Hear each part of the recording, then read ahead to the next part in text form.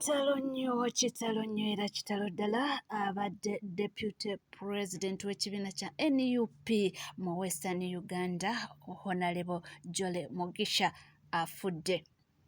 Kitalo nnyo era kitalo ddala. Nja kubanga nkutuusaawo bingi bye weetaaga okuba ng'omanya, nja kubanga mbikutuusaako mu maaso awo era nga tweyongera okulaba biki ebigenda mu maaso. Ate ye King Shaaha si wakuzikiza, agamba akyeyongera okuba nga alabisa abo nno mbu abananfuusi byonna wano eno nja kubanga ngakuwa. Tweyongera okulaba ebigenda mu maaso wano eno mu ggwanga Uganda. Amawulire mangi nnyo ennaku olwaleero gengenda okuba nga nkutuusaako, naye kansooke nkuwe amawulire ga Honorable Jole Mugisha. Honorable Jole Mugisha ono afiiridde wali Mbarara Referral Hospital era nga gyevuddeko eno twalaba omukulembeze w'ekibiina kya NUP omukulu Robert Kyagulanyi Ssentamu yali ne banne kwali omukulu Lewis Lubongo ya Secretariat n'abalala abagenda Mbarara okubanga bamulaba naye bambi tasobodde kubanga asimatuka. Kansooke mukuweko katini omukyalo ono omulabeko.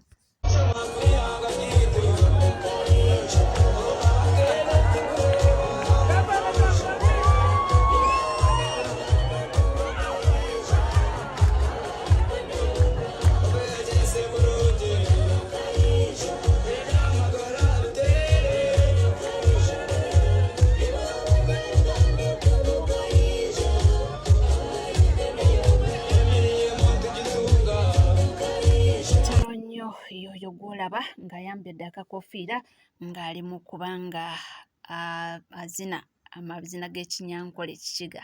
Ate ye President w'ekibiina kya NUP omukulu His Excellency Robert Kyagulanyi Ssentamu aka Bobi Wine asinzidde emitala w'amayanja gy'ali ne yeeyongera okubanga alabisa President Yoweri Kaguta Museveni era yagamba nti omulimu ogw'essaawa ya kakati kulabisa nti bw'anaafunangako kyansi efulume eggwanga n'agendako emitala w'amayanja nti bw'aba akomye bw'agendanga okubanga atandikira okulabisa omukulembeze w'eggwanga Yoweri Kaguta Museveni.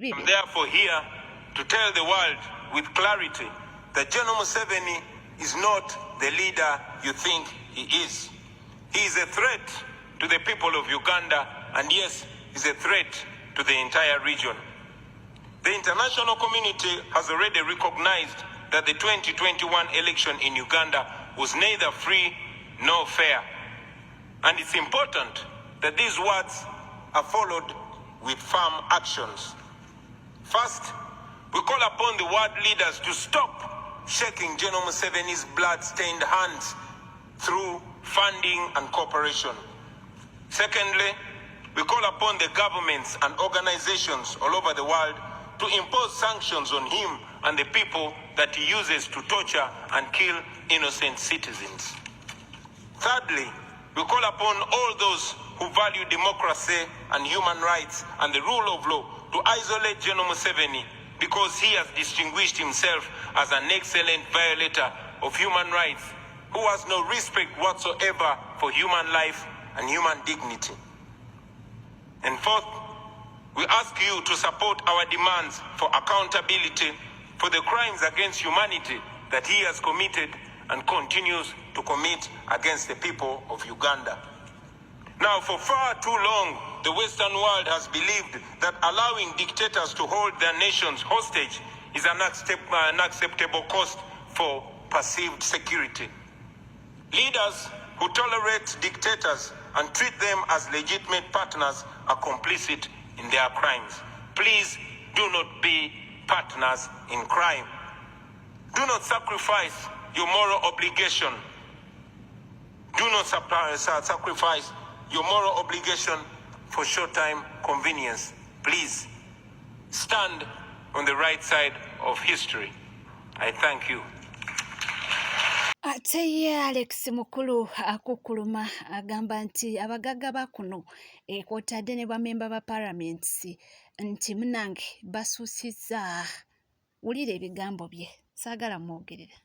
Tubeeragirako obweragizi n'ogula emmotoka n'oteekako okero 1, okero 2, okero 3 ne kijja ne mu kkanisa mu parliament ba members of parliament okumuyita honorable bakiganira n'okiganira ne bwavaayo mu parliament asigala ayitibwa honorable kutweragirako nti honorable biki nga wavaayo dda muleme tukiriwaza nnyo bwe mutyo dokita akweragirako omusomesa akweragirako ndowooza ensonga ye erimu eggumba wogitunulamu nga tuvuddeko eyo munnange ye mwana mulenzi Kings agamba nti si wakuzikiza ajja balabisa paka kuwulira bubi wae nze kenyini nabagamba n'embwa zaabwe zoogera ate ne mugamba gundi agambye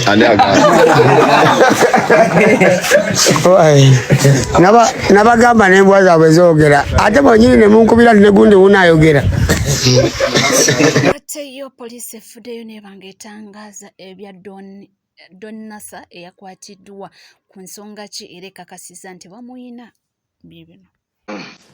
Would like to bring to your attention that as police we have one Nduhuchire Nasa, commonly known as Don Nasa, a resident of Chito in Chira municipality, Wakiso. He's in our custody. On September 20th, Nduhuchire Nasa was apprehended by police in Malaba, that is in Tororo district. It is alleged that in May this year, he and others who are still at large used their influence to entice young girls, particularly students, into sexual exploitation, drug abuse, and pornography. The incident was reported to Chira Road Police Station, prompting an investigation that led to the identification and arrest of Nasa, who has been evading arrest. The Office of the Director of Public Prosecution preferred charges of aggravated trafficking in children and defilement against him, and we intend to arraign him before courts of law as soon as possible. Meanwhile, investigations are also ongoing to identify additional. Ebyo munnaffe ate ffe twongereko ki amaze kubanga aclarifyinga obanga annyonnyola nsonga ki era biki ebiddirira ku mukulu oyo Don Nasa. Ate ye Lily Puzzle the Encoded Singer avuddeyo n'abanga abannyonnyola gye nvuddewe ne mukulu Bobi Wine ne lwaki ensonga lwaki amulemerako paka olunaku lwakakati.